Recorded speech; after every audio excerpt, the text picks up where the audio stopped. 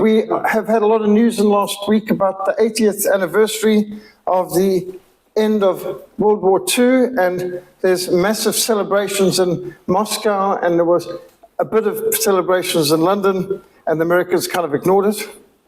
But tonight I want to deal with some facts you never knew about World War II, with some extraordinary examples of excellence. Now, last year they were celebrating 80 years since D-Day, which of course was the Allies' main contribution from the Western side to the conclusion of Second World War. And there are a lot of countries involved in the D-Day landings. But the idea that the longest day won the war is not actually accurate. And so you've got a big argument right now, who won the war?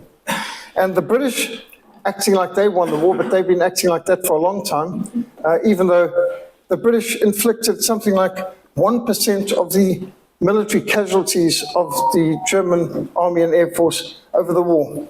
95% of German casualties were on the Eastern Front, inflicted by the Red Army, 4% by the Americans. So if the British or the Americans want to claim they won the war, that's not true. But, you know, it makes for a good narrative and great patriotic days and lots of flag waving and all that. And the British now have put on a great spectacle, and nobody does it better than the British when it comes to spectacles and marches.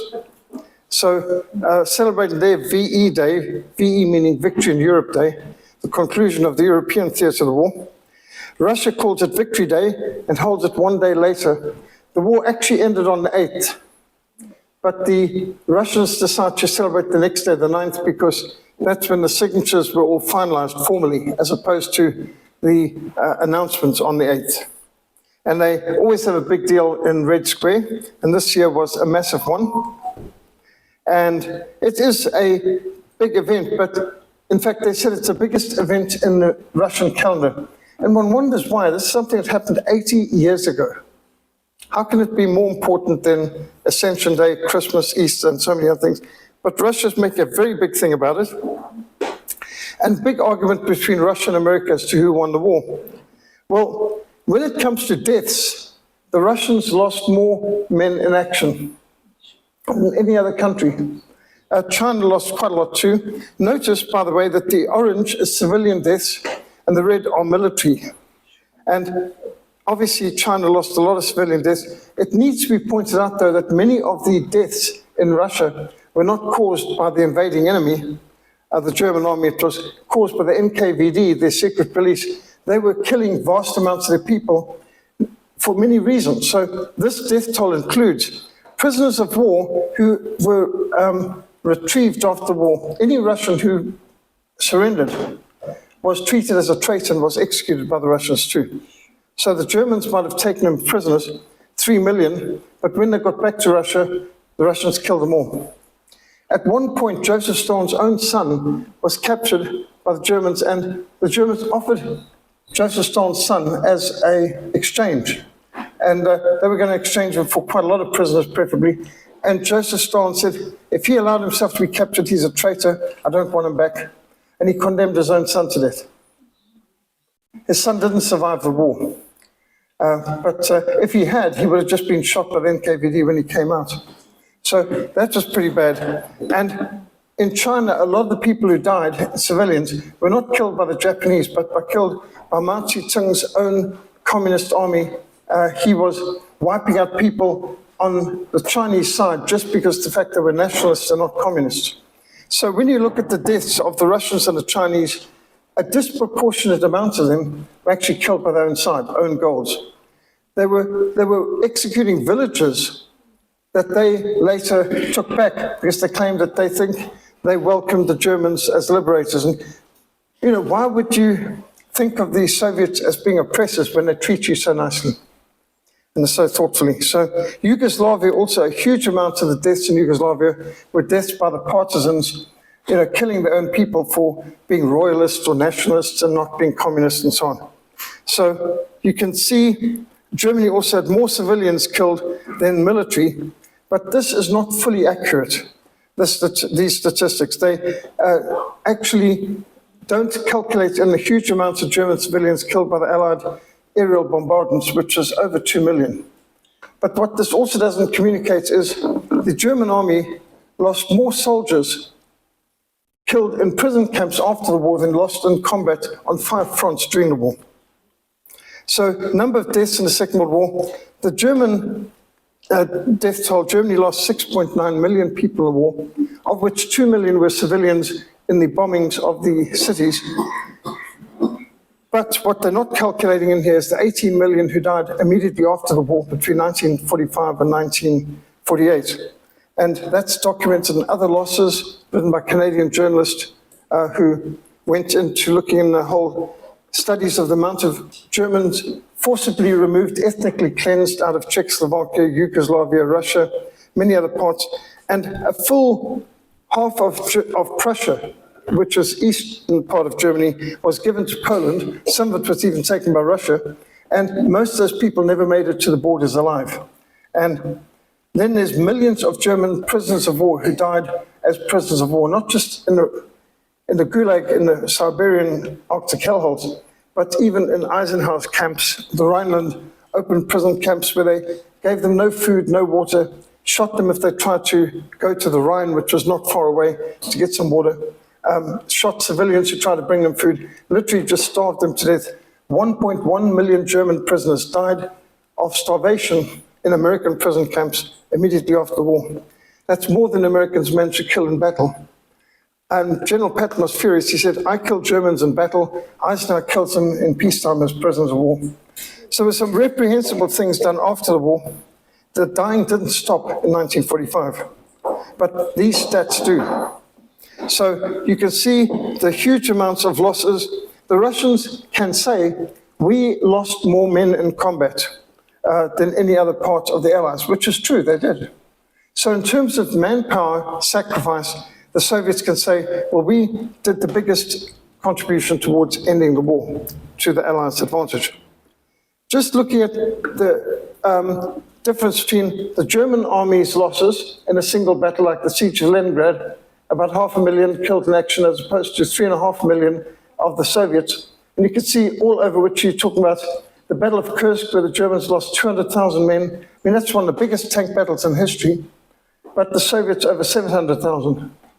And the Eastern Front, it would seem the Germans were able to kill 5 of the enemy for every loss of theirs. So in terms of ratio, it's obvious the German army was far superior to the Russian army, but the Russians sacrificed a huge amount of people. Now the Americans, although they didn't lose as many men, they paid for the war basically and provided the weapons. Although paid for the war is not accurate. Actually South Africa footed the bill, but that's another story. So there were no celebrations that I could discern in America to mark the 80th anniversary of the end of the Second World War, but the Americans did say we won the war. And the Russians, of course, dispute that. Because, for example, if the German army had not been busy on the Eastern Front, if the whole German army had been available in France in 1944 when the landings happened at D-Day, you know who would have won. Because the Soviets were keeping the whole German army and Luftwaffe so busy on the Eastern Front that Germany didn't really have many men in France at all. And the D-Day landings, for example, if you've watched Saving Private Ryan, you probably wouldn't have picked up the fact that the captured German troops that the Americans immediately murder are not speaking German.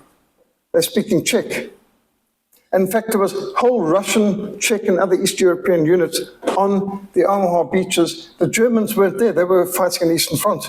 So they had a few other volunteers from other units. They were wearing German uniforms. But while the Saving Private Ryan director had the integrity to have them speaking Czech, most people wouldn't have picked it up. And it's just an interesting thing that the Allies seem to think they won the war. But in fact, if they'd faced the German army, they would have lost, as they did in 1940. From the hundreds of films made by Hollywood on the Second World War, or is it thousands? I've lost track. I mean, who knows how many films are made in the Second World War? You could be forgiven for getting the impression that the Allies had the greatest soldiers, the greatest airmen, the greatest seamen of all time. How many times have you seen American films with, you're the best, the very best? They're not just good, they're the best. I mean, in the South African Army, we were told, you are, the best of this selection, or you're the elites of this, or whatever, different units. But I don't think any South African units ever claimed to be the best of the best in the whole world and all of history. although I think they were much better than a lot of the ones who are put forward by Hollywood as being the very best of the best. You'd get the impression from the Hollywood films that the Allies achieved stupendous victories against overwhelming odds. But in fact, the Allies outnumbered the Germans massively at all times. And there were a lot of Allies. How many countries were involved? Now, just think if you've got a boxing match and there's 5 people in the ring against 1 person. Is that a real fair test? You know, you can't concentrate on any one particular opponent. You've got so many around us. Germany didn't have 2 fronts, they had 5 fronts. They were up in the Arctic Circle, they were down in North Africa, they were fighting on the Western Front, the Eastern Front, and then there's the Balkans. There were so many different fronts. And at the same time, the British and American Air Force were coming over and bombing their cities. So even South Africa's flags here, we were, I mean, how's that, right next to Yugoslavia. And we were a key part of the war. But facts are stubborn things. The facts are the German Wehrmacht was almost always outnumbered by the Allies and very inadequately supplied. You won't see that depicted in the movies. In the movies, you know, you've got some American who's lost all his supplies and he's got 1 bent bayonet and he defeats the entire German army. I mean, just think of Where Eagles Dare, great film, total fictional garbage. There's no way the work could have taken out an Alpine unit. They were the elite. And yet the Germans, despite being outnumbered and outsupplied, they produced the top tank commanders, the most premier commanders, and the first example of combat paratroopers in history. And the Luftwaffe, although outnumbered on every front, starved of fuel, starved of supplies, they produced the top air aces of all time. And we'll show that just now. One of the first books I read on the war was Adolf Garland's The First and the Last. And Adolf Garland was quite a character. He won over 100 air victories. He had Mickey Mouse painted on the side of his Messerschmitt 109, an extraordinary person. Here's a signed picture of with an Allied air ace and Adolf Garland signing, and this is of Adolf Garland about to take out Douglas Bader, one of the top British fighter aces. Now, Douglas Bader had lost his legs in a vehicle accident. He was quite a hell driver as well as being quite a fighter pilot. Before he went in the Air Force, he'd lost his legs. So he had tin legs or artificial legs. And when his plane got shot up, his legs were trapped. And he only survived because he could unstrap his legs and parachute out without legs. And when he got down, as typical of the Luftwaffe, once landing, they went over to find where the man was that shot down so it could help him. So Adolf Garland found there's poor Douglas Bader without legs. So he arranges for the British to come and drop some spare legs for him, you know, measured out and compatible with him, which the British did. Tied it in with a bombing raid as well. He organized them safe conduct in past the air defenses. So the moment Douglas Bader got his legs, he escaped. They captured him. In the end, they had to take away his legs because he was escaping all the time. But Douglas Bader made good friends with Adolf Garland. And when Adolf Garland brought out his book, The First and the Last, it was, this is where Adolf Garland produced the book. Douglas Bader wrote the foreword, which I found quite interesting and amazing. They became good family friends. And Adolf Garland was a spectacularly effective fighter pilot. He got over 100 victories against Allied planes on the Western Front and achieved a lot. We recently came across this book, A Higher Call, which is an incredible story of 2 pilots. The American bomber pilot of B-17 is Charlie Brown, that's his real name. And Rolf Steigler was the German fighter ace who refused to shoot him down because his bomber was so shot up. And I believe they make a film about this, which would be a first, but I haven't heard anything more except that they're planning to.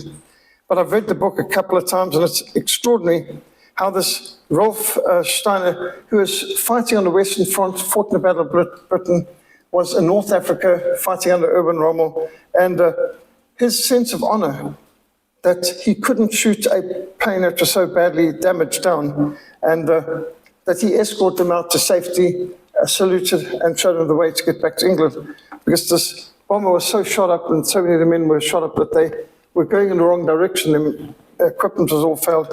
And so that's an interesting story as well to find sometimes charity and kindness between enemies, which I'd heard from my own father.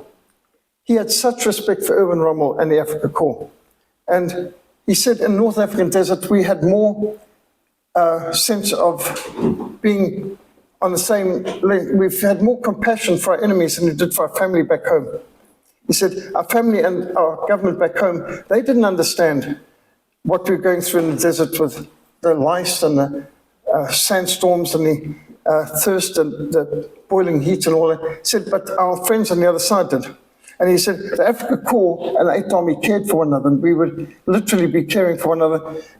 As Rolf Steiger said, when he shot down Allied planes, he'd get the information to the Allies as to where their pilot was, that they could find them, because it was only a matter of a few hours before you would die of the heat or thirst. The conditions were so harsh, and they had such compassion on their opponents. There was times when they'd fly past and drop down bags of water, or there were times when they would be like when people were shot down over the ocean, sometimes dropping their dinghies or dropping out life vests and so on for the man they'd just shot down, and this kind of compassion. And that intrigued me growing up. Well, this may surprise you, but at the start of the Second World War, there were over 4 million Polish, French, and British soldiers confronting just over 2 million German soldiers. Now, the impression you'd get is that the Germans outnumbered everyone, but that's not true. I mean, Hollywood always puts it that way, but that's not the reality. The German army was outnumbered, but they were better trained and they were very highly motivated. And that sometimes makes all the difference. On paper, Poland's army was 600,000 standing army in peacetime, but it swelled to 2.5 million men in uniform when they were fully mobilized. And they were fully mobilized before the start of the Second World War on the 1st of September. In fact, the Polish army alone outnumbered the German army. The Polish army even had more tanks than the German army. That may surprise people, because I've heard it given before that the Polish were fighting with cavalry against the German tanks. That's actually a propaganda piece, because it so happened that a German propaganda photographer was there, and he saw some cavalry that had been wiped out, and a German tank was passing by, so he got this picture giving the impression of the Poles are so backward, they're using cavalry against our tanks, which was not true. It was just a propaganda spiel at that moment, but was picked up by others that the Poles were charging tanks with cavalry, which never happened, but it's sort of eked into history books now, even though it was just total propaganda. Poland had concentrated most of its 30 divisions in an offensive forward position close to the German frontier. In fact, they were moving towards Germany at the time that the war began. So whoever would attack first, it was up for grabs as to whether Poland was going to attack Germany or Germany was going to attack Poland. And when the war erupted, the German army was facing a very determined, very well-positioned, and overwhelmingly superior number of Polish troops and tanks. But within the first 3 days of the campaign, from the 1st to the 3rd of September 1939, the Luftwaffe destroyed the Polish Air Force completely in just 3 days, which just showed the effectiveness of the blitzkrieg tactics. In the First World War, it had been so terrible, people spending months in trenches, foot rots and lice and rats chewing on them, and the conditions of the stalemate war in the First World War, where you could have entire armies attacking, getting wiped out, and just hideous, next to no movement for years and years. The boundary didn't move but 4 miles either way. And even when you gain some area, the problem is you're fighting across what? Trenches, you're fighting across a lunar landscape of bombed out craters and barbed wire. You get to enemy trenches, and if you get there, then what? You can't resupply across this cratered landscape of bombed out, shot out, artillery shell destroyed areas. You've lost your supply lines. And then you've got more trenches behind it. So the best you could do is advance one trench over, and then you've got to retreat. And so the war was static. So the Second World War, there was a determination, we're not going to get stuck into static First World War trench warfare like in the last war. And that's where the blitzkrieg came in. Quick, fast, punch through, lot less lives lost, and the war's over quicker. 6 weeks in the case of Poland. Well, on the Western Front, on the eve of 10th of May 1940, the German army confronted a superior force of French, British, and Belgian troops. This may surprise you, because the impression given by the propaganda and the Hollywood films is the Germans had an overwhelming superiority in tanks and aircraft, but that's not true. In fact, the Allies had over 3,000 tanks as against 2,500 tanks of the Germans. In addition, the Allied tanks had thicker armor, heavier weapons mounted on tanks, and the largest tanks in the world were in the French army. I mean, this is just unbelievable to think they could make things this big. And the German tanks were much smaller, lighter armed, with much less armor as well, by the way, but they were faster.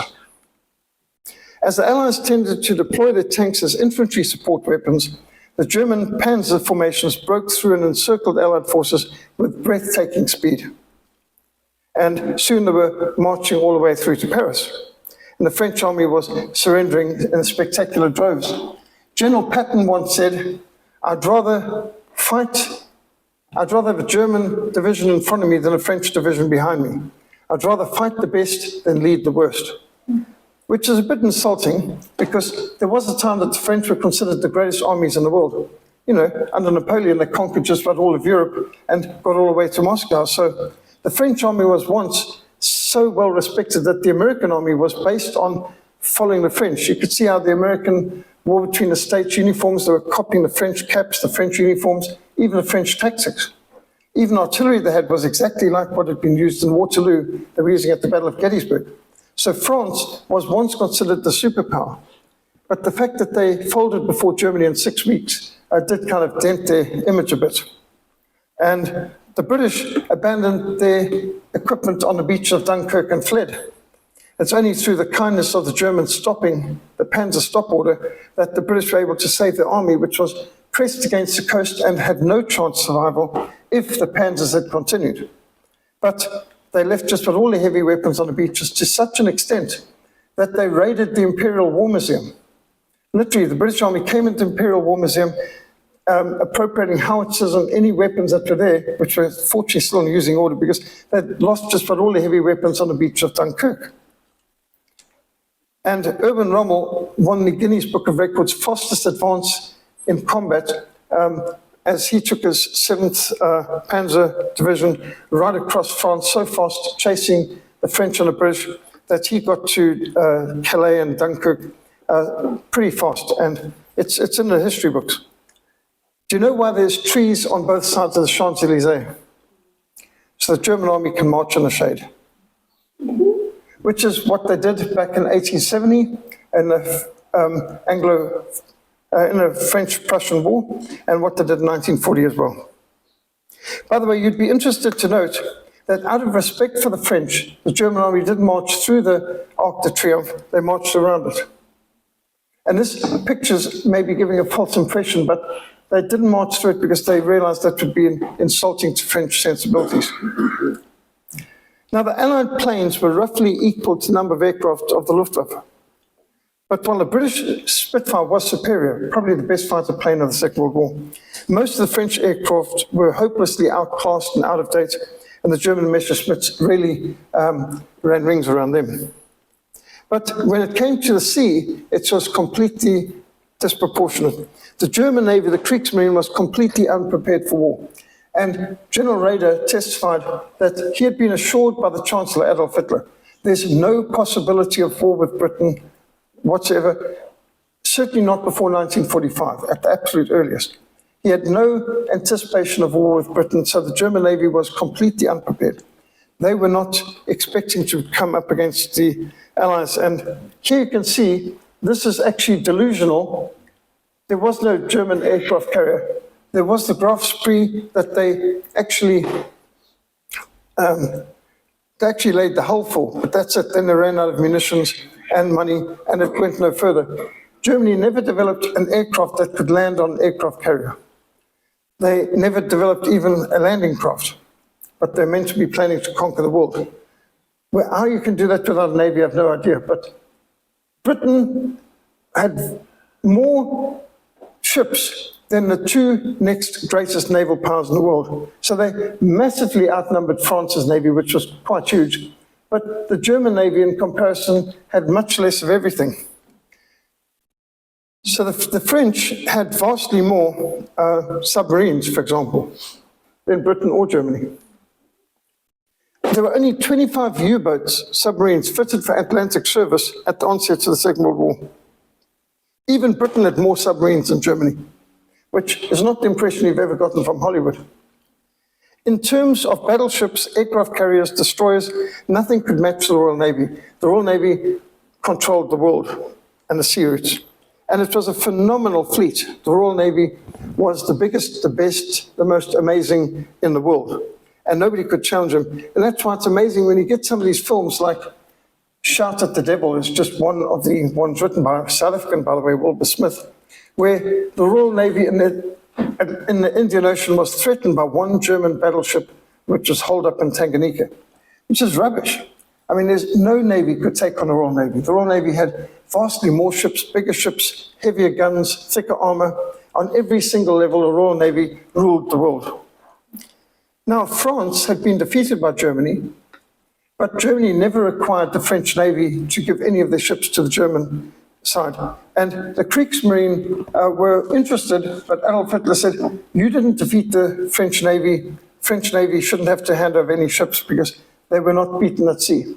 And it's true, it was a land victory. The Wehrmacht won the war, and the Kriegsmarine doesn't have the right to any of the French Navy. So the French Navy, which was phenomenal, not as great as the Royal Navy, but it was still the second greatest navy in the world at that time.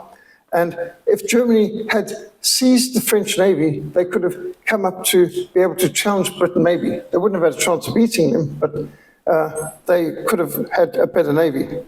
But the French Navy was kept independent, and it was part of Vichy France, run by General Pétain and General Darlan. They were running independent France. The northern part of France was occupied by Germany, that part that faced off against Britain on the Channel coast side, and southern France was independent at this stage. But their navy was untouched by Germany, but the British came and sank the French fleet at anchor. And that's something we've looked at as a precursor to the attack on Pearl Harbor, where the Royal Navy trained the Japanese Navy, and the Japanese Navy was copying Britain's Copenhagen, the fleet campaign, where even a neutral country's navy could be Copenhagen. In other words, when Denmark was neutral, Britain still went in, under Lord Nelson, you might recall, putting his eyeglass to his blind eye and turning a blind eye to the order to cease offensive actions while he was destroying the Danish Navy in Copenhagen. And that's what the Japanese did to the Americans at Pearl Harbor. Destroy the potential enemy fleet before they can be a threat to you. And so the British fired on the Allies' navy, sank a whole lot of their battleships and cruisers, and of course the Americans had a phenomenal air force and navy as well. So this talk about Germany fighting to dominate the world, well, they couldn't have done it without a strong navy. They didn't have a navy that could challenge the Royal Navy, or the French Navy, or the American Navy for that matter. But on the 22nd of June, 1941, Germany launched Operation Barbarossa. More than 4 million men, 3,500 armored vehicles, 4,000 aircraft across the Soviet border against the Red Army, against the Soviet Union. Operation Barbarossa was the largest military operation ever launched to that date. And it included volunteers from all over Europe. It's the first truly European army. You know, people talk about NATO. Well, before NATO, there was Operation Barbarossa. And there were, along with the 4 million people fighting, there were 3 million Germans, another million from other European nations. Large amounts of Norwegians, and Spanish, and French, and Belgians, and a lot of the Viking countries, even from neutral countries like Sweden, even Denmark. There were some Swiss volunteers. There were even a few South African volunteers. So there was a huge amount of even neutral countries like Spain and Switzerland and Sweden contributed some soldiers to Operation Barbarossa. They would have been private volunteers, of course. There wouldn't have been national forces, but there were large Romanian, Italian forces. So the Eastern Front was a truly united European front against Bolshevism. At the beginning of Operation Barbarossa, 22nd of June 1941, Germany faced a Soviet army of 5.7 million. And the Soviet Union had 316 divisions. most of them in a forward position facing Germany as though they were about to invade Europe, thinking Germany is distracted with the Western Front.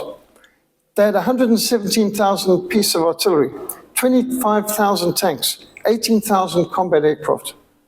The German Wehrmacht at this time only had 5,200 tanks, of which only 3,350 were available for the Eastern Front. Remember, they're fighting in North Africa as well. They're fighting in the whole of the southern part of Europe, the Balkans, and they've got a combat against Greece and so on. So only 3,350 tanks committed to the Eastern Front, which gave the Soviets more than a 7-to-1 advantage in armor. And so, again, this picture that Germany surprised Russia is absolute lies and rubbish. It's been proven by the secret war, the documents that have come out now, like GCHQ, Enigma codes, and so on. The Allies were reading German traffic. They knew exactly about Operation Barbarossa well ahead of time. Stalin knew, everyone in Russia knew, and they were planning their own attack anyway. So this business of, they were so shocked by Germany attacking, no, they weren't shocked. They knew it was coming. What they were shocked about is how effective they were in defeating the Soviet army so quickly. Because they put them in right forward, they were in forward positions, they were ready, and they still got hammered. There was no surprise. You couldn't move 4 million men and so on to the Soviet border without someone noticing. Germany was riddled with informers. 1/4 of Germany voted for the communists back in 1933. There was a lot of communists in Germany's army and high command. There were many spies, and the British had cracked the code through Enigma.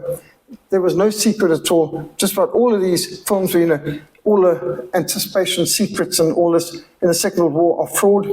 As the general who wrote the foreword for the secret war said, in the light of all the documents from GCHQ and the Enigma codes breakings, every book and film on the Second World War is going to have to be rewritten. And basically, so much of when it came, like they didn't know, they need some human intelligence agent to get this piece of information across the frontier. Not true, makes good films, but they were reading the traffic. They knew as much about Germany's dispositions and plans as the German officers and the high command knew. And so there was no secret, there was no surprise. The Luftwaffe had only 4,000 aircraft to oppose the 18,000 aircraft of the Soviet Air Force. But in just the first day of Operation Barbarossa, 1/4 of the Red Army's Air Force was destroyed. I mean, that's spectacular. I don't think there's ever been any kind of preemptive ability like that in history. The German Blitzkrieg, or Lightning War, devastated the Red Army, made stupendous progress. By the end of that first year, 1941, Germany had captured more than 500,000 square miles of Soviet Union's richest territory. And they did a lot of it on bicycles and on foot.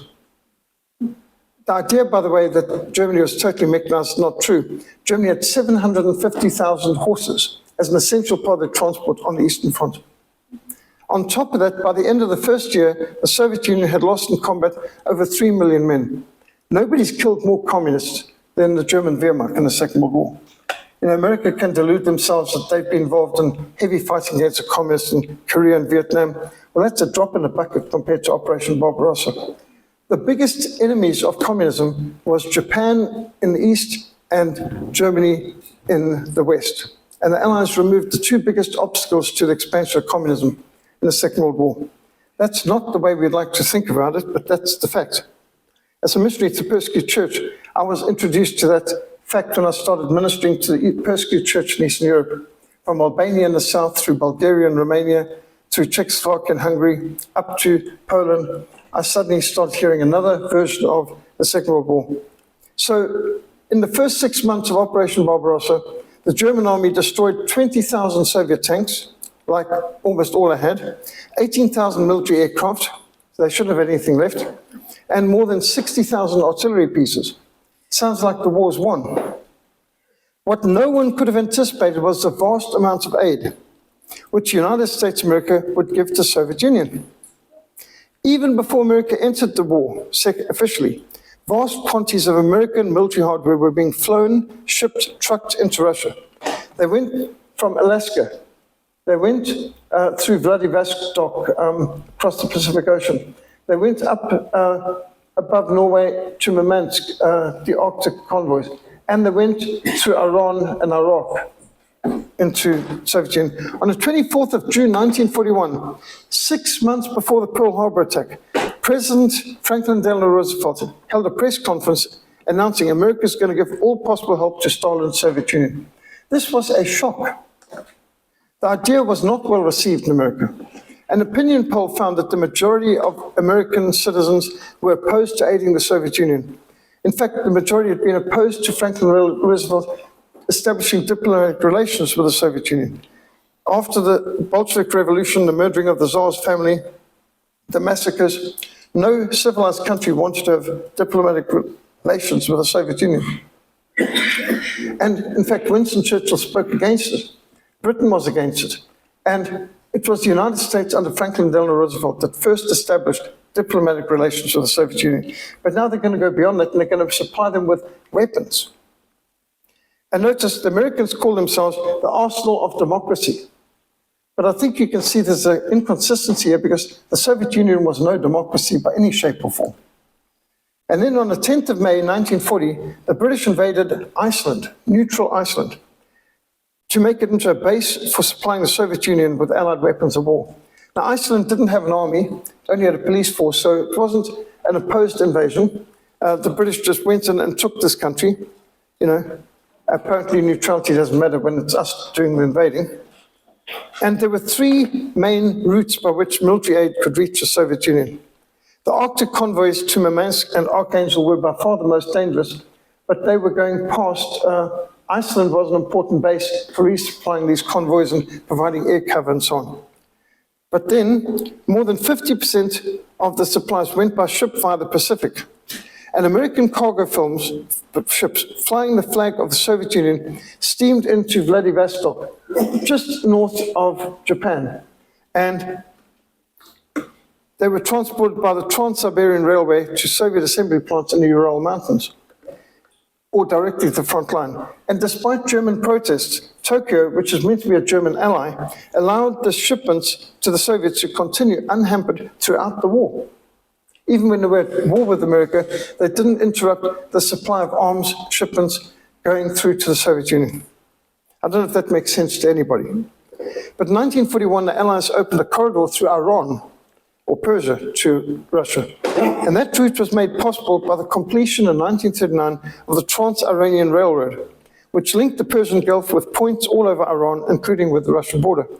And the British and the Soviets engaged in a joint operation to overthrow the Shah, Reza Pahlavi, and seized control of Iran and its strategic railroad. Iran was also a neutral country, like Iceland, but here you can see Allied forces sweeping on Iran. Little resistance encountered in the Persian invasion. Well, there's not much I could do against the Red Army above and the British Army from below. And soon they handed over to the United States. So Allied convoys from America could sail around the Cape of Good Hope, unload their cargoes at ports in Iraq and Iran, and that route was responsible for 25% of the total supplies sent to Russia. You wonder why Iran doesn't like the West. I mean, how many times has Iran been invaded, had coup d'etats, assassinations organized by the CIA and the MI6 and so on? Well, also part of the Pacific Passage was the Alaska-Siberian aircraft route, known by ALSIB, so Alaska-Siberia. Primarily for transport of aircraft to Russia, they flew from Alaska across into Siberia. And here were these people working very hard and sacrificing in America. Well, they thought for weapons for their troops, or maybe for the British. Instead, it was mostly going to the Soviet Union. Now, in South Africa, we had a very popular prime minister at the time, James Barry Hertzog, a judge, a commando, a general, very successful general during the Anglo-Boer War, and he had been 5 times elected Prime Minister of South Africa, beating Smuts each time. So he's the most popular Prime Minister in South Africa's history. It's he who made Afrikaans and English dual languages in South Africa, enabled Afrikaans to be taught for the first time in our schools. The new South African flag, the Oranje Blanje Blauw, instead of the Union Jack, became a national flag. Well, in 1939, Prime Minister Hertzog said, this is not any business of South Africa's, it's no business of Britain's. Germany's not an enemy, and Britain's not our friend. We still remember what the British did to us during the Anglo-Boer War. It was still quite recent in his mind. In fact, he was closer to the Anglo-Boer War than we are now to the Rhodesian Bush War. I mean, just think, and that still seems quite real to me and quite close. And so he flat refused. South Africa is not going to declare war on Germany. This is not our business. This is not an international concern. It's not a Commonwealth concern. This is a local issue between Germany and Poland. And Jan Smuts just did a coup d'etat, seized power, kicked out our elected prime minister, no referendum, no elections. Did you know South Africa had a coup d'etat in 1939? Not in the history books, but it happened. And the first act of Jan Smuts was to ship all South Africa's gold to Simonstown and to load it onto the USS Quincy, which FDR had sent to Simonstown for this very purpose. At night, secretly, they loaded all South Africa's gold on board. You won't get this in South African history books, but it is by the director of the South African Reserve Bank, Stephen Mitford Goodson. He reported it in his book on Smuts. And that's interesting. It's also in Pat Buchanan's book on the unnecessary war, how Britain lost to empire and the West lost the world. South Africa shipped millions and millions of pounds of gold to New York. And when it arrived in New York, the floodgates of Lend-Lease were unleashed.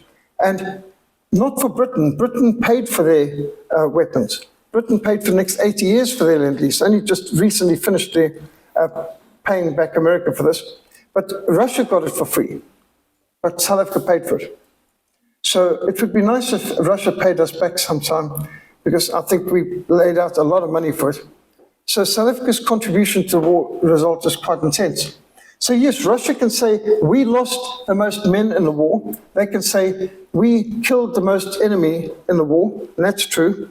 But they couldn't have done it without the Western weapons and aid that came from America, and they couldn't have done it without South African gold. So South Africa paid for it, America supplied it, and the Russians used it. So for Russia to say we won the war is not fully honest, because they couldn't have done it without the resupply of weapons. And for the Americans to say we won the war is not true. Their men didn't do all the fighting necessary. And South Africa can say, well, we did foot the bill. So that's a bit more honest than what you've been hearing in last week.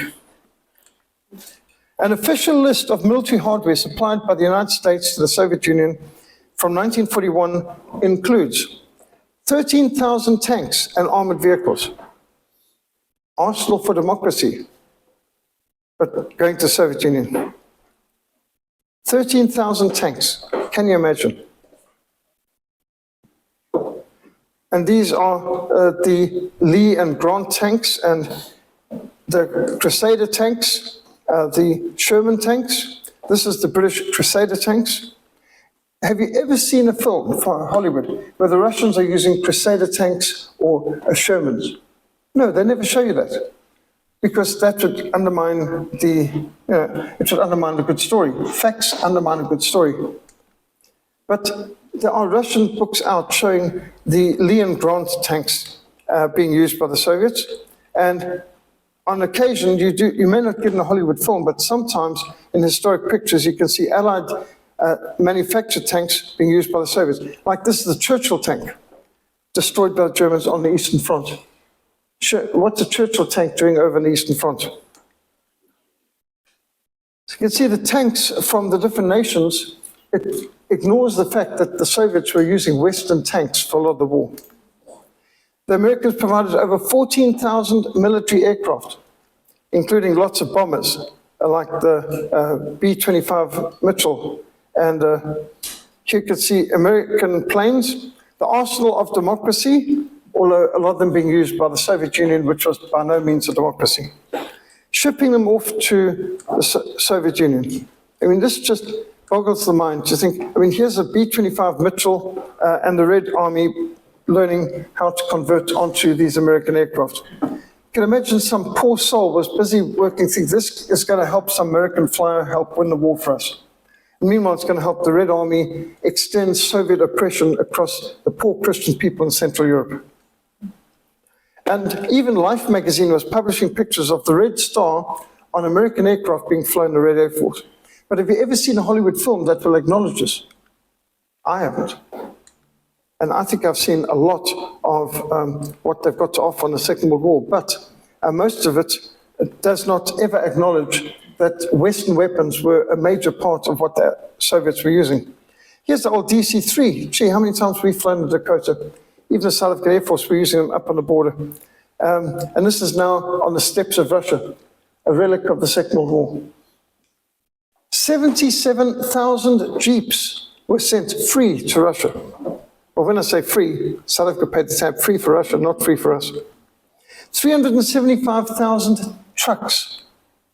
You know, if you've had to buy a truck, you know how expensive a truck is. I'm sure you would have liked a truck free. The Russians got 375,000 trucks for free from America. Thank you, America. Hordes of them, you know, General Motors, Ford, Chevrolet, thank you very much, helping the Red Army. 35,000 motorcycles. When I think how expensive motorcycles have been for me to get and how I miss my motorbike, and to think they were giving it away free to communists. 8,000 tractors, 15,000 artillery pieces, 131,000 heavy machine guns, 1,981 locomotives, 90 cargo ships. They sanctioned Rhodesia, they sanctioned South Africa, but they helped the Soviet Union. How's that for democracy and freedom? 4.5 million tons of food supplies, for goodness sakes. And this isn't just from America, it's going to Britain apparently, and the Soviet Union and Red China. Interesting, Britain gets put in those kind of categories. Over $1 billion of machines and equipment. 2.5 million tons of petroleum products. 49,000 tons of leather. 3,786,000 tires. When I think our missions sometimes got to struggle to pay for tires for our field vehicles and to get the vehicles up to Sudan or the Congo, wherever, and the Americans were giving this away free to communist, Soviet, mass-murdering thugs, the worst government in the history of the world. 15 million pairs of army boots. 106 million tons of cotton. That's a lot of cotton. Building equipment valued at $10 billion. Non-iron metals, 802,000 tons. This is Russia's lifesaver, lend-lease to the Soviet Union in World War II. Along with 29 tankers, 433 combat ships, over 2 million tons of petroleum products, mobile bridges, railway equipment, aircraft radio equipment, and a whole lot of other items. I mean, Uncle Sam was super generous. And so was Uncle Jan Smuts too, by the way. America delivered about 470,000 tons of explosives. And these American weapons that you think of, have you ever seen these weapons being used by the Red Army in a Hollywood feature? But they had hordes of Tommy guns, but you won't see any in the films. 1.4 billion rounds of small arms ammunition, 21 million rounds of ammunition of 37 millimeter and larger, raw explosives enough for the Soviets to load more than 60 million artillery shells. A lot of that probably fell on Berlin in 1945. The US sent about 270,000 tons of rolled steel, enough to manufacture 15,000 T-34 tanks.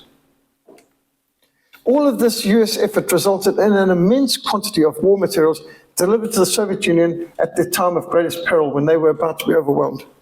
The American aid can be broken down to 3 categories: weapons, support systems, and raw materials. And they got lots. In terms of major weapon systems, 14,000 aircraft, 7,000 tanks, 5,540 millimeter anti-aircraft guns, 1,000 quad-mounted 40 caliber anti-aircraft guns, 2,581 millimeter mortars, and 137,000 45 caliber submachine guns. You know, mainly the Thompson submachine guns. I've never seen a Tommy gun being depicted in a film on the Eastern Front, but there were masses of them there. And they see again, America is the arsenal of democracy. Well, it would also be true to say they were the arsenal of tyranny. Just staggering the amount of aid. And then, can you really call the Soviet Union your ally? Also, 106 million yards of cotton cloth, 62 million yards of woolen cloth, 15 million pairs of boots, 225,000 cans of shoe polish. I mean, they're really thoughtful. 50,000 hair clippers, 257 million buttons. And this doesn't include the very generous aid given by Great Britain to the Soviet Union. You thought Britain was struggling? Britons were rationing themselves for years after the war as well, I'm told. Well, Britain gave the Soviet Union over 5,000 tanks, over 5,000 Bofors anti-aircraft guns. Look at the Soviet flag right next to the Union Jack there. Over 5,000 tanks and 12 minesweepers. Britain also supplied 5,800 aircraft. You thought there were few, Britain was struggling, they need more aircraft. Well, they managed to give 3,300 Hurricane aircraft and 1,000 Spitfire fighter aircraft to the Soviet Union. These are some of the best fighter aircrafts of the Second World War. All help for Russia now. The Britain sent over $1.7 billion worth of supplies to Stalin's Soviet Union. And that's back when $1 billion was a lot more than it is right now. Canada supplied the Soviet Union with over 2,700 tanks and armored vehicles. I didn't know Canada had that much to spare. Canada supplied Stalin over 1 million artillery shells and 200,000 tons of wheat and flour. So Canada's been helping dictators for a long time now. There's no doubt that without the Western aid, the Soviet Union wouldn't have been able to survive a year. And I haven't heard Russia Today's news broadcasts acknowledge these supplies yet. Russian historian Boris Sokolov wrote in 1998, Lend-Lease was the decisive factor in the Soviet ability to continue the war. Indeed, most agree without the Western aid, the war would have been over by Christmas 1941. The British also formed a unit that fought directly for the Soviets in 1941. The first British deliveries included personnel and 40 Hurricanes of the 151 wing of RAF. From the 11th of September through the 18th of October 1941, British pilots flew missions over Murmansk with these Hurricanes.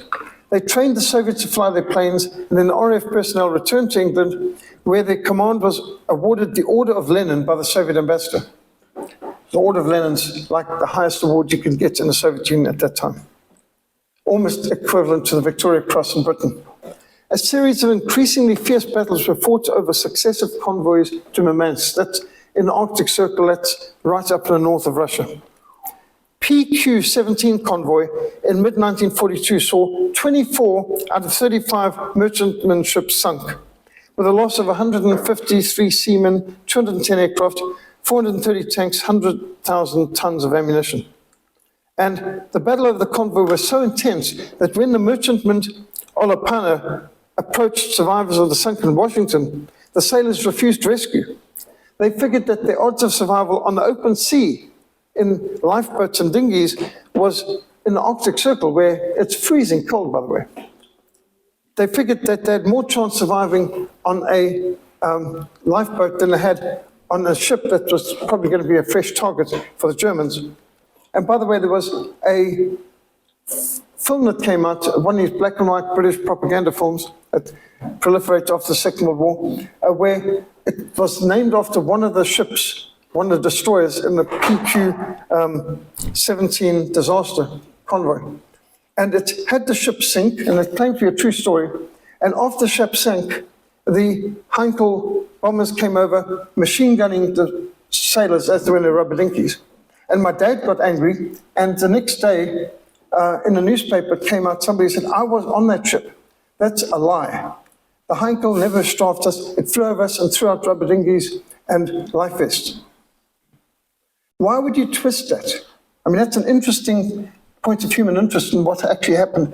The name of the ship, and there was a man in Cape Town who'd seen the film on TV who wrote into the newspaper the next day saying, that's not how it happened. My dad knew that wasn't what happened. He also said, that's a lie.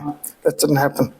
But interesting how the films twist these things and take out the human kindness that could be shown in a warfare, which I would think is the most interesting thing of the event. The colossal American military aid shipped to Stalin's Soviet Union was neither morally defensible nor was it wise, to put it mildly. We're talking about vast amounts of weaponry that saved the worst dictatorship on the planet. This is akin to Britain and France saving the Ottoman Turkish Empire in the Crimean War. Why would you do it? The sooner the Soviet Union died, the better. And Lend-Lease went and it salvaged the communist dictatorship in Russia from collapse. It helped fund, fuel, and arm the worst dictatorship on the world. Capitalist America salvaged communist dictatorship in Russia from collapse. and helped fund, fuel, and arm the greatest military threat to Western civilization, the Soviet Union, which later caused the Cold War, which millions lived under potential nuclear holocaust at a moment's notice, and kept these poor 150 million people betrayed by Yeltsin in Eastern Europe under absolutely hellish conditions of persecution, which is what Bill Bethlen was dedicated, along with Richard Wurmbrand and Brother Andrew, to helping. But 2 Chronicles 19 verse 2 declares, "Should you help the wicked and love those who hate the Lord? Therefore the wrath of the Lord is upon you." You wonder why the West is in trouble? Well, we sold our soul by helping the enemies of the persecuted church. Richard Wurmbrand wrote the book Marx and Satan, which I think decisively, conclusively proves Karl Marx was a Satanist. And in fact, you even look at the Soviet Union, how it was built up, and the NKVD and the KGB, and their May Day marches past Lenin's tomb, where the Politburo stood on top of Lenin's bones while the armies of Satan passed in front. I mean, the symbolism is huge. May Day, 1st of May, human sacrifice day in Satanism. 31st of October, Halloween, another human sacrifice day in Satanism. The symbolism is huge, but from Karl Marx's own writings, Richard Wurmbrand proves Karl Marx was a Satanist. He wasn't a well-meaning economist who was thinking, how can we help the poor? He didn't care about the poor. And by the way, he wasn't a worker. Karl Marx didn't do a day's work in his life. He played with the stock exchange. He lived a luxurious life. And when some British woman said, "But you couldn't live under communism," he said, "But I wouldn't have to." Because Karl Marx was a real parasite. He just lived off people's inheritances from relatives who died and stock market and so on. Karl Marx's wife committed suicide. Karl Marx's 3 daughters committed suicide. You know, he must have been a bundle of laughs to live with. And by the way, if you go to London now, if you want to see Karl Marx's grave, it costs you £10. You don't want to convert that to rand, but I wouldn't recommend it. And of course, films like Katyn from the Polish people documenting what the Soviets did to the Polish prisoners of war. Hideous. I mean, one of the worst things ever. Decapitating the entire leadership of a country.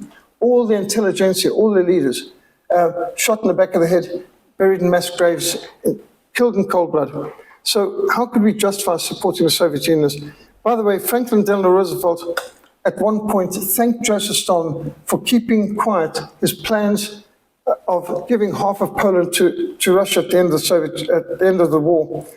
Please keep it secret until after the war is over, this undertaking, because we've got over 5 million Polish voters in America that can sway the election if they knew, what our plans are for Poland. And Britain and America ostensibly are fighting for Poland, but they already had planned, before the war was over, to hand Poland over to the Soviet Union and to take half of Poland's territory and give it to the Soviet Union anyway. So, not to mention the assassination of General Władysław Sikorski, the head of the Polish government in exile, and his daughter and his Politburo, murdered on the 4th of July in Gibraltar. And to this day, the communications between President Franklin Delano Roosevelt and Prime Minister Churchill for June and July 1943 is sealed. 80 years after the war, still sealed. What is that hiding?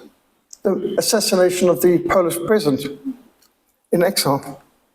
And of course, Ian Smith, who fought all 6 years of the war in the Royal Rhodesian Air Force, much of it up in North Africa, some of it in Italy.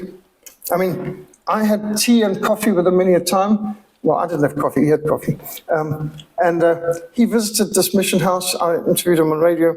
Ian Smith, in the latter part of his life, said, with hindsight, we were wrong to fight against the Boers in the Anglo-Boer War. They were our friends, our neighbors, they'd done nothing wrong. And the Anglo-Boer War was only about gold and diamonds. It had nothing to do with anything good or just. He said, we were wrong to get involved in the First World War. The world would be a better place if we had not won the First World War. And then he said, with hindsight, it would be better that we didn't get involved in the Second World War either, or that we lost it, because then we'd still have Africa, would be peaceful and stable, and millions would be alive today. He said, with hindsight, we were on the wrong side of those wars. In fact, he even said once, it might have been better if we threw in a lot with the Germans in Operation Barbarossa if we could have snuffed out the Soviet Union back in 1941, the world would be a better place. We would have saved everyone a lot of grief. But then he said, but we were right to declare independence in 1965, and we were right to resist communist terrorism and fight there. He said that was a just war, but the other ones were not. And that's a Royal Air Force Spitfire pilot. So interesting, his great betrayal book reminds us there were a lot of betrayals in the Second World War.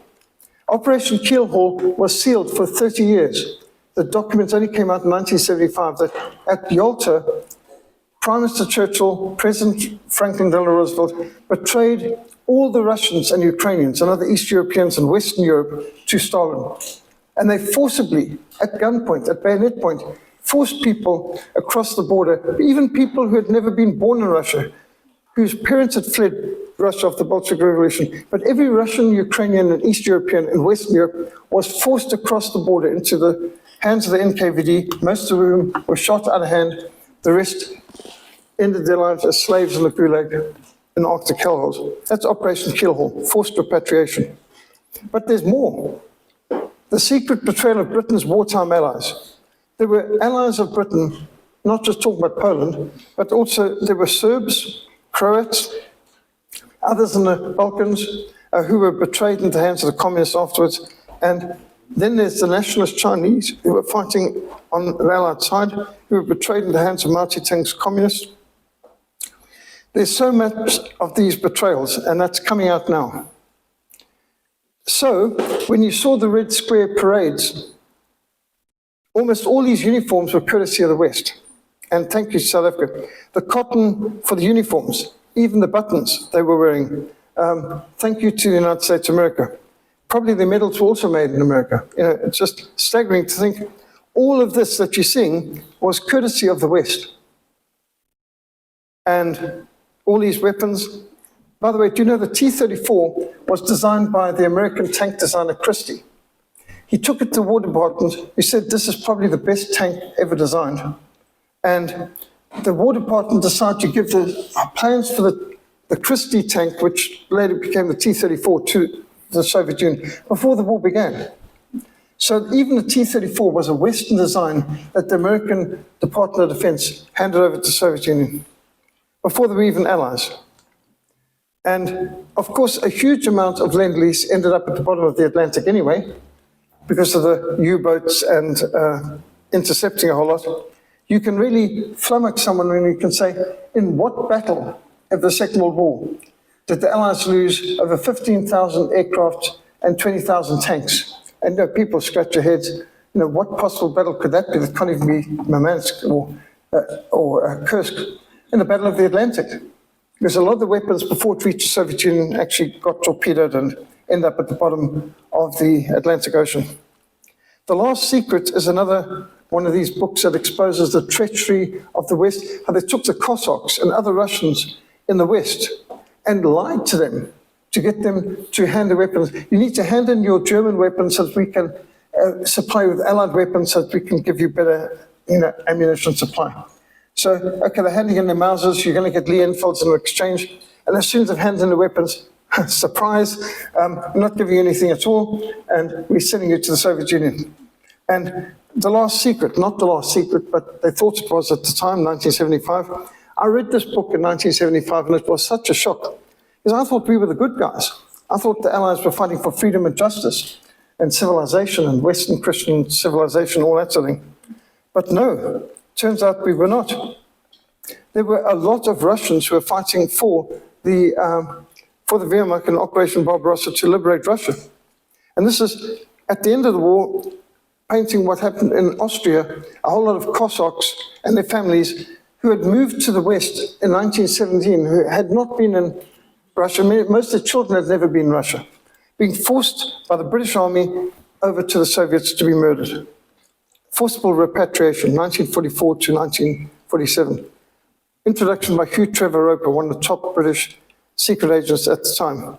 The Gulag Archipelago. You recognize who this is?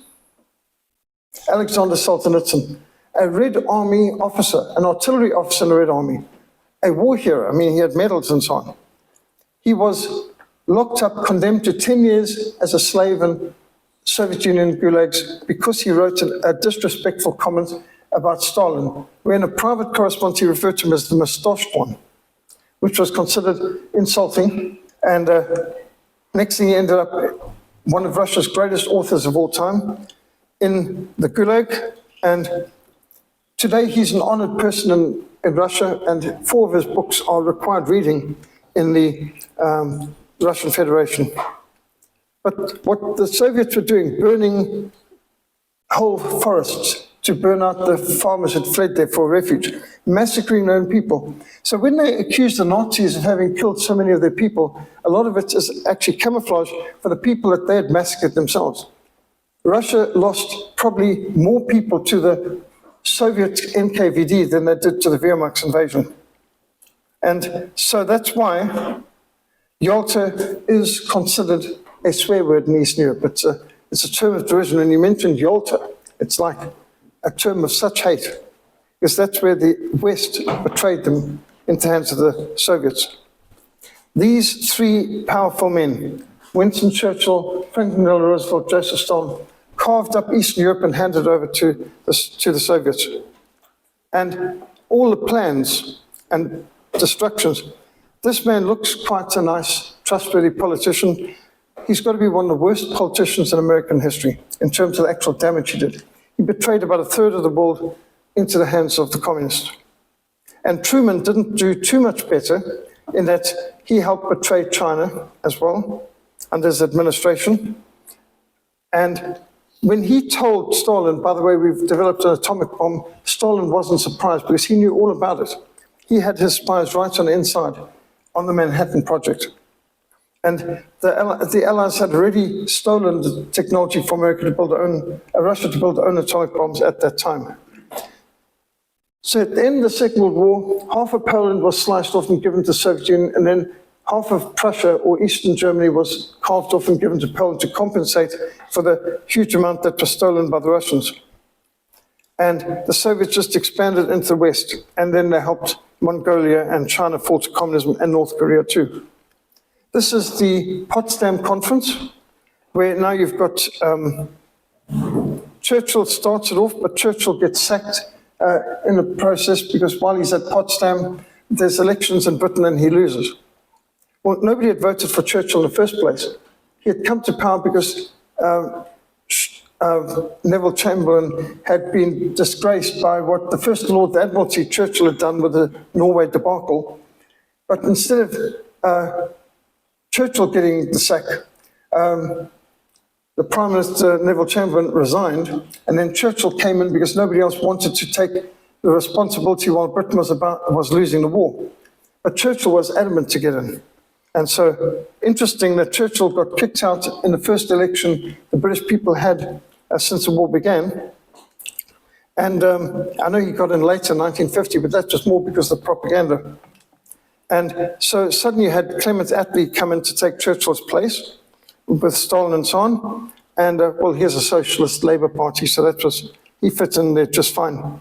There's all a Potsdam Conference when they're carving up Europe and carving up Berlin. This is the NKVD badge. You can see in the cabinet here, I've got a KGB badge that we captured in Angola. And this is the secret police. This is a sign of terror. And I think that's a good word for the Allied leaders, dupes. That's putting it nicely. Well, one wonders why no Hollywood films have focused on the largest military offensive in the history of warfare, some of the largest battles in history, and instead, some of the largest battles in history, some of the most colossal air aces and tankers, which came out of this colossal conflict. But Hollywood does produce garbage like this.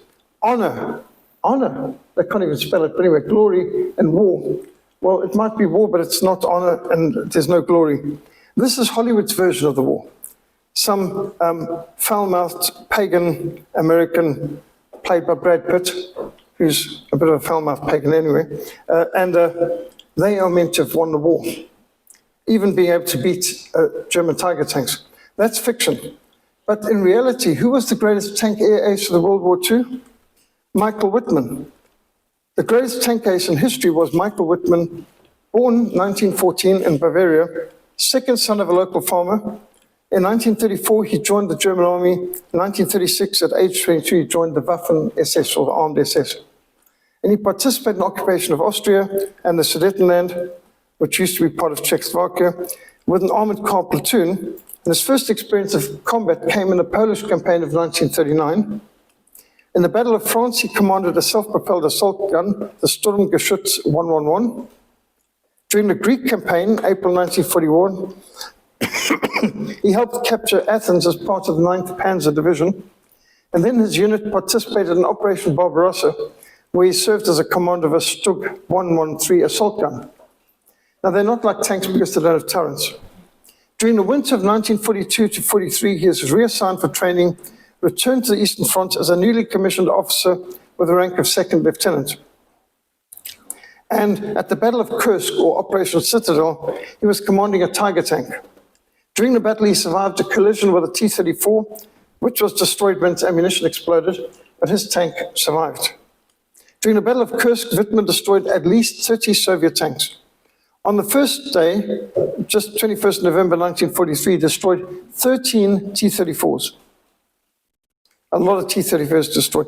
By January 1944, he had destroyed 88 enemy tanks. Mostly these T-34s, which were very thick armor, very powerful gun, meant to be the best tanks of the war. He is awarded the Knight's Cross and the Iron Cross with oak leaves. And here's some of his team. And by the way, they've got markings on their barrel in order to indicate victories. In April 1944, his Tiger Company was transferred to the Western Front. And following the Allied invasion of Normandy, he is ordered to move up to Normandy. But this took 5 days to complete. Allied aerial bombardment, relentless aerial bombardment, but a 12-kilometer gap had opened up in the German lines.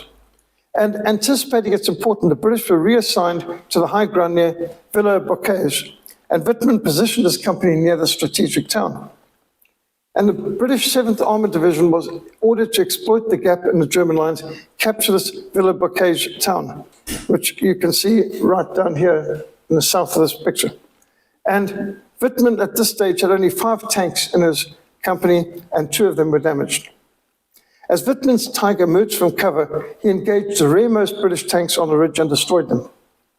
Wittmann moved his Tiger towards the village, destroying several transport vehicles, engaged a number of light tanks, followed by several medium tanks. And under continuous fire, Wittmann destroyed another British tank, a self-propelled gun, a scout car, and a half-track. Obviously, the Eastern Front had really honed his skills, and he was fast and accurate. He then dueled against a Sherman Firefly, which was the best of the Sherman tank options. And in less than 15 minutes, Wittmann's Tiger tank crew destroyed 14 Allied tanks, 2 anti-tank guns, and 15 transport vehicles. That is 30 enemy targets destroyed in 15 minutes. That means every 30 seconds, he's destroying another enemy vehicle. And that's reality. For his actions during this incredible battle, Wittmann was promoted to captain, awarded the swords to his Knight's Cross and his Iron Cross. He is the greatest tank ace of World War II and probably of all time. No one's destroyed more tanks than he did as a tank commander on the ground. And there are literally thousands of other examples of extraordinary heroism and achievements of German forces during World War II. I've got a book on the Knight's Cross winners, which are some of the greatest awards. And you just read those citations, that's incredible enough. But you wouldn't tend to know any of that from Hollywood films and an average history textbook, which is more like kiddie cartoons, stereotyped, two-dimensional characters and so on. So on the left, you've got the Hollywood fiction, and on the right, you've got the World War II reality. Michael Wittmann is documented as a most phenomenal tank commander. And I mean, the barrel of his 88 millimeter gun needed to be a lot longer to fit all the awards and victories he had. Who's the greatest air ace of all time? Not Tom Cruise, actually. The greatest air ace of all time is Erich Hartmann. In less than 3 years, Erich Hartmann accumulated an incredible 352 aerial victories. He was born 19th of April, 1922 in Weissach. At 19, he joined the Luftwaffe and was posted to the Eastern Front in Jagergeschwader 52, October 1942. The war's been going in the Eastern Front for a while. He scored his first kill in November and his second 3 months later. So he's a bit of a slow start. But during Operation Citadel, the greatest tank battle in history, Battle of Kursk, beginning in July 1943, Hartmann's score began to mount. His Staffel was assigned to protect the Wehrmacht's panzers from Soviet Ilyushin II Sturmovix. These were armored, tank-busting aircraft equipped with twin 37mm cannon, a tough nut to crack. While flying a Messerschmitt 109, Hartmann took off on the morning of the 7th of July. As the sun rose at 3 a.m., that happens high up in Europe, and Adler, the German forward spotting post, radioed through a report, a group of between 10 to 20 Russian aircraft heading west. Hartmann gained altitude, spotted the Sturmovix, and ordered an attack. With its armor and its rear gunner, the Sturmovik was a tough target, so Hartmann dived below, picked up airspeed, banked around, and came up behind and underneath the Ilyushin, aiming for the ventral oil radiator. And he closed to 100 meters before firing, and blue flames, black sooty smoke streamed from the Sturmovik's radiator. He had just scored his 22nd victory of the war. As the Russian formation began to break up, he targeted another Ilyushin. At 150 meters, he opened fire. More blue smoke, blue flame, black smoke poured from his 23rd air victory. He landed at 4 a.m., was scrambled back in air at 5:50 when he downed another Sturmovik and a Lag 3 fighter. That made 4 victories before breakfast. And later that afternoon, he led a Staffel up again, engaged in a sprawling dogfight with Soviet Lag fighters. He later shot down 3 enemy fighters, making it 7 victories for one day. On August 1943, he had shot down 50 Soviet aircraft, and before the end of the year, he had downed 148 Soviet aircraft, earned his Knight's Cross. And here's a color picture of him at that time. He became so famous that we were using color pictures from then.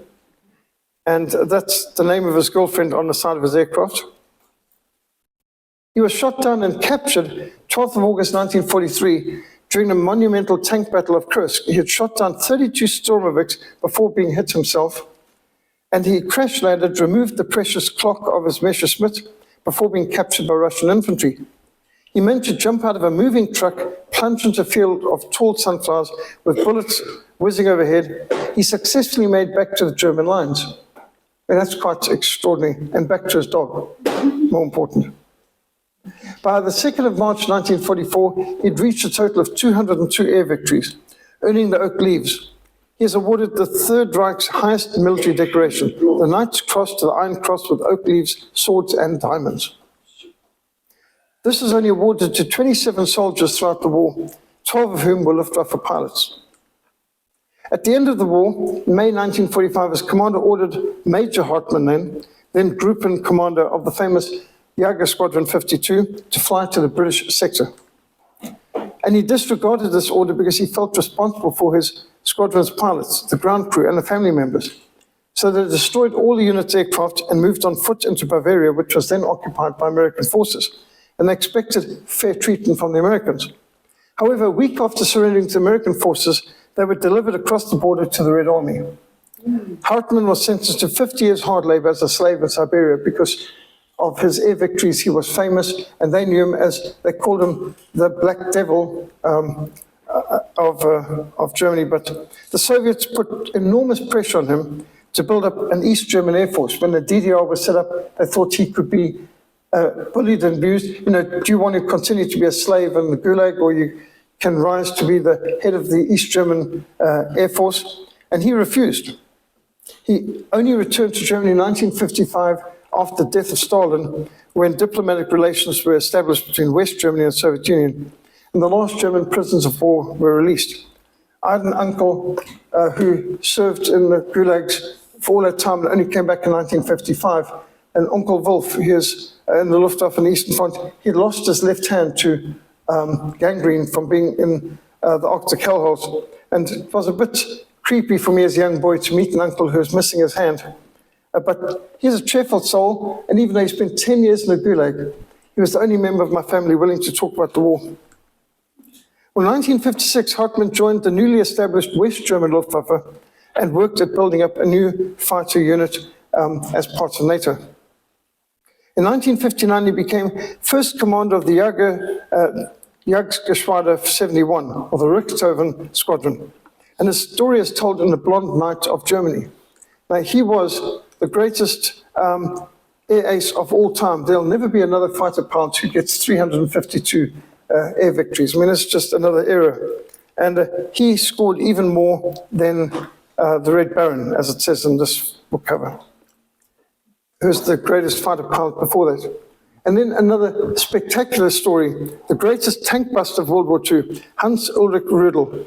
Can I just ask, how many people have heard of Hans Ulrich Rudel before? Anyone? Well, he's a Stuka pilot par excellence, the greatest tank destroyer in history. He destroyed 519 Soviet tanks.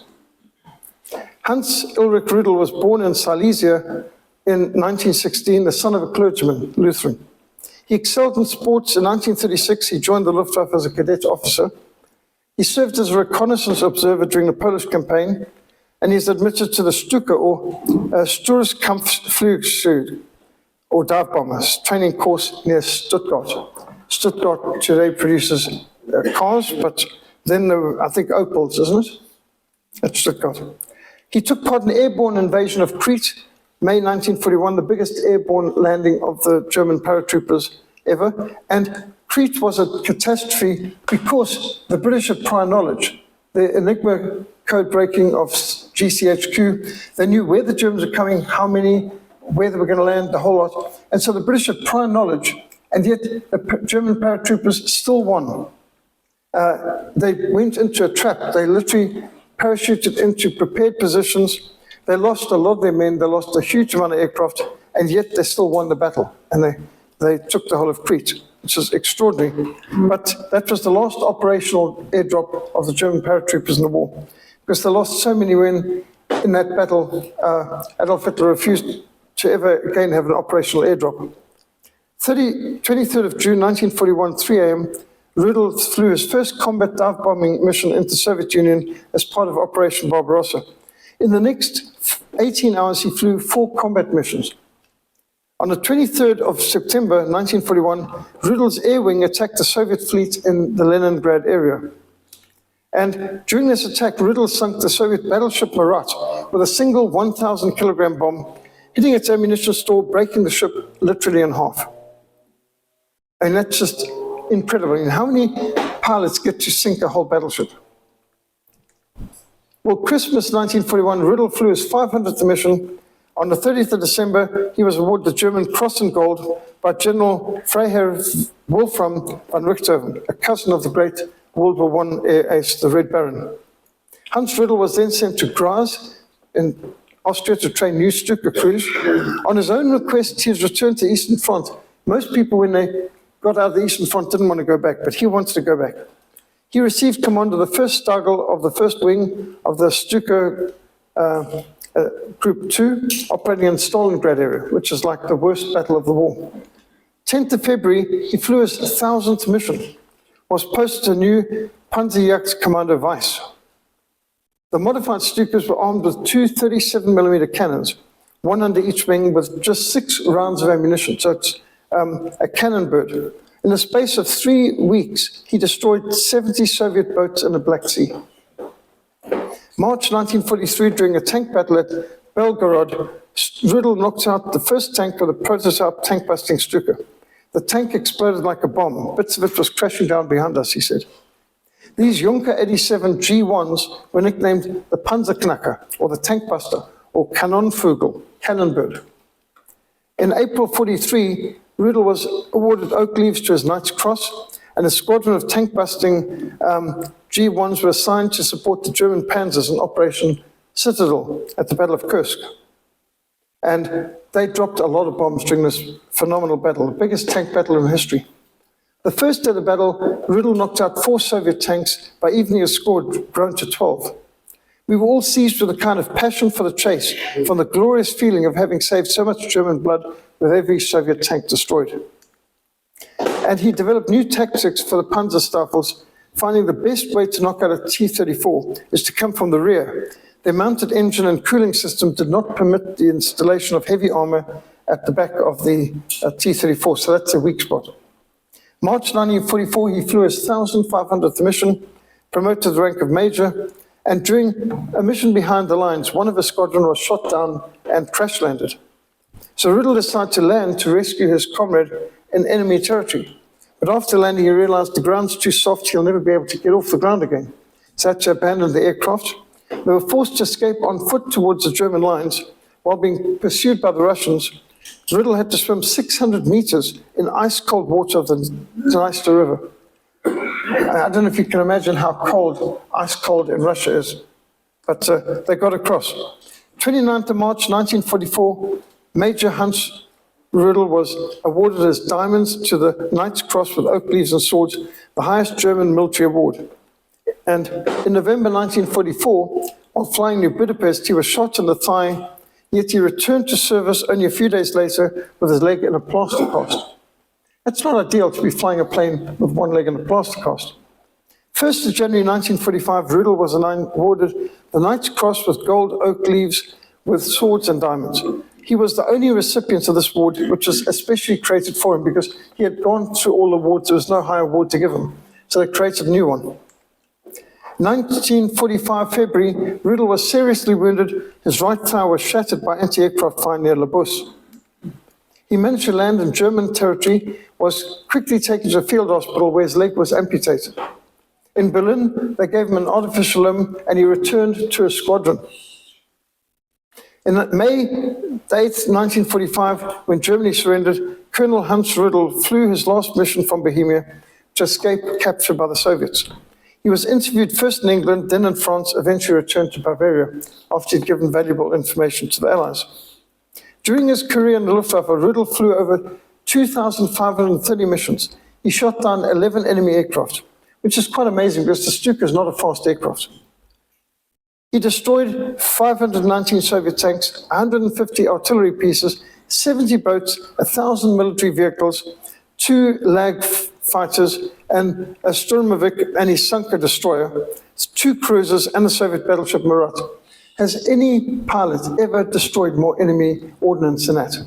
That's just unprecedented. Why does Hollywood not make a film on someone like this? This is so much greater than any Top Gun that these guys can come out with from Hollywood. But what a man. Riddle was responsible for such huge losses to the Red Army. The Soviet dictator Joseph Stalin placed 100,000 ruble price on his head. And they would have loved to have got their hands on him, of course. It's calculated Hans Riddle flew over 600,000 kilometers. He used more than 5 million liters of fuel. I'm sure the climate change people would be furious at that. War criminal. He's emitted too much climate change into oxygen. He dropped over 1 million kilograms of bombs, fired over 1 million machine gun rounds, 150,000 20-millimeter rounds, over 5,000 37-millimeter rounds. And he is described as an outstanding pilot who hated to take leave, even sick leave. I mean, if there ever was a person who was, what do you call a workaholic, he's a workaholic. And even after he lost his leg, he said he wasn't depressed because he could still do what he loved to do, which is to fly and to destroy the enemy. His personal bravery, his toughness, his unparalleled determination marks him out as one of the most extraordinary pilots in history. And I'm still waiting for the film to be made. His famous quote was, "Lost are only those who abandon themselves." He published 2 books, We Frontline Soldiers and Our Opinion to the Rearmament of Germany and Dagger Thrust. In 1953, published his war diary entitled Trotzdem, or Nevertheless. In 1985, his diary was published. 2 of the greatest Allied fighter pilots, Douglas Bader and Pierre Klosterman, wrote warm, positive forwards to this edition. I think this is very encouraging that you can see across the lines there was a camaraderie amongst pilots and other soldiers where you could have, we'd been enemies, but we can respect a good enemy on the other side. And certainly my dad exhibited that.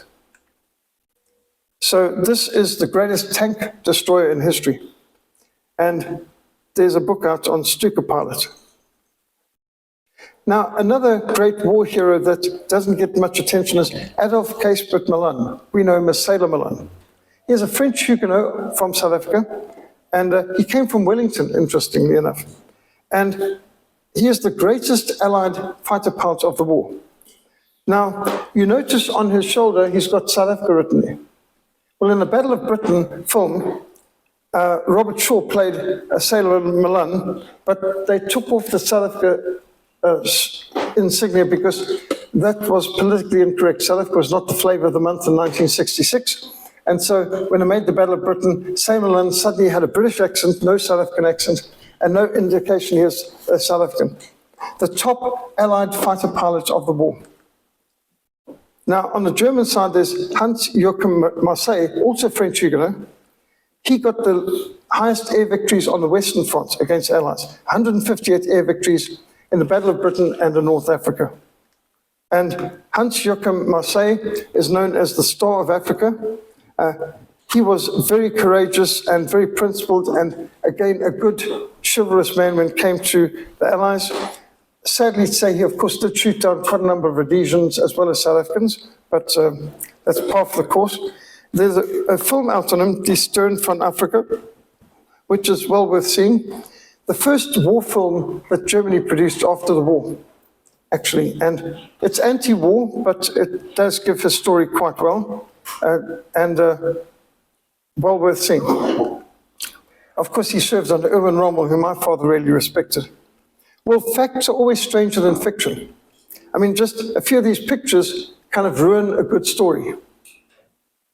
There are many places where the Germans were received as liberators. You know, when I've just heard now with the Russian Victory Day, and they're talking about how they liberated Germany and so on. And well, I don't think anyone in Germany thinks of them as liberating. But the Russians welcomed the Germans as liberators. After decades of communism, Bolshevism, and Stalin, the Germans were treated by the Russians and the Ukrainians and the Belarus people, especially Latvians and Lithuanians, as heroes. And yeah, I mean, this, you do not tend to see this in a lot of the movies because, of course, they're meant to be the enemy, and the way Hollywood depicts it is you've got to hate your enemy. Now, interestingly, my dad never hated his enemy. He respected the African Corps. He said they were gentlemen, an honorable enemy. But there were times that the German forces were mobbed by people who were welcoming them. And many a time in Russia, they brought out the church bells, they rang the church bells, they had church services for the first time in Operation Barbarossa. As the German army liberated them, out came the priests and brought out the garments. They'd been hiding for years, and now they could worship the Lord again. And that's not part of the average movie on what went on. But there were a lot of the local people who didn't fear the invaders, but saw them as liberators because the Soviets were so bad. So the truth sets you free. It's absolutely essential to know the truth of history to recognize the lies of propaganda. We've been lied to. We need to study the truth in the Bible so that we can be freed from the deceptions of the world. In this present age, it's so flippant that if man loves the Savior, he's a fanatic. If he hates the powers of evil, he's a bigot. But you shall know the truth, and the truth will set you free. So, anyone have any questions, comments, criticisms, anecdotes? We'll try and upload this presentation on the internet on frontlinemissionsa.org, on our YouTube channel, so you can share it with anyone else afterwards. And obviously, this isn't the whole story. There's just a few anecdotes to show that we haven't been given the whole story. There's a lot of nonsense out there. I've seen how they've twisted the history in Rhodesia and the history in South Africa. And if you try and give the other side, there's so much anger. Well, if it's not true, why do they get so angry? Why is it horrible to give the other side the story? And there's always another side to the story. This demonizing of one side and stereotyping of a situation doesn't help. And I've seen more than enough over the years to see that there's always more to the story than meets the eye, and certainly Hollywood has been awfully dishonest in giving just one side of the story. But I'm getting sick and tired of hearing from the Russians now how they liberated Europe and won the Second World War. And you know, they didn't liberate anything. They oppressed the people. The choice between two dictatorships and two totalitarian systems doesn't mean that one's a victor and a liberator. In fact, the local people said the Soviets were worse. And I think that that's just a fact.